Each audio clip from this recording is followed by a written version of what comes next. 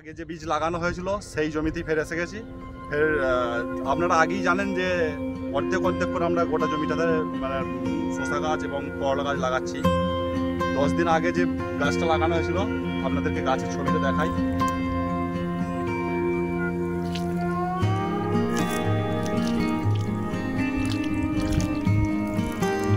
এবছর এত বর্ষার চাপে তো এত সুন্দর গাছ, সেই জন্য আমরা সেই আগের বীজই লাগাচ্ছি, গঙ্গামাইয়া গীতাঞ্জলি লাগাচ্ছি।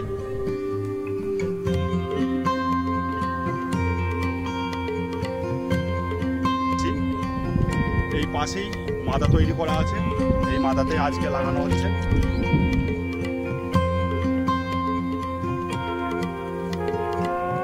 আর আপনারা জানেন যে এবছর যে প্রচণ্ড হারে বর্ষার চাপ, এই বর্ষার চাপে তো গাছের এত সুন্দর গ্রোথ এবং গাছের যে মানে যটা করে বীজ দেওয়া হয়েছে তটা করেই গাছ আছে, গাছ নষ্ট হয়নি।